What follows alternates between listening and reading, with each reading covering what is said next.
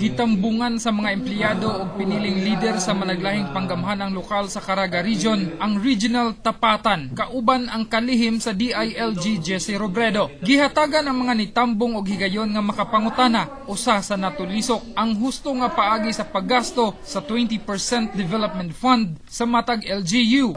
In a way, I would like to suggest that the circular 20% will be issued in more specific terms, because in the implementation, there are always discussions on the disbursement. The following expense items that are not related to and or not connected with the implementation of development projects, programs, and activities shall not be paid out of the 20% development fund.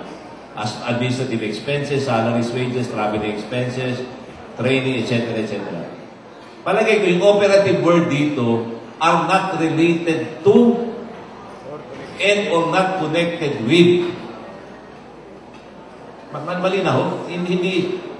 Palagay ko kasi ang binabasa, yung 4.1 to 4.7, ang full disclosure policy nagmando sa lokal nga mga panggamhanan aron ablihan ang budget og pinansyal, subasta ug paghanyag sa gobyerno sa website, newspapers ug ubang tukmang dapit. Compulsory kini nga palisiya nga nakalatid sa Section 90 sa General Appropriations Act of 2011.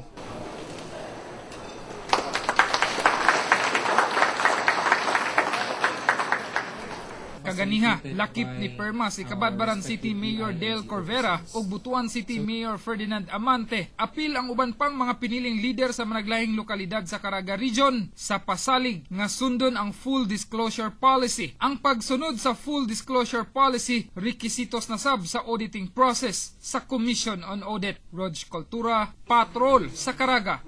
Mandate full disclosure of certain financial transactions and to make evident the LGU support to the full disclosure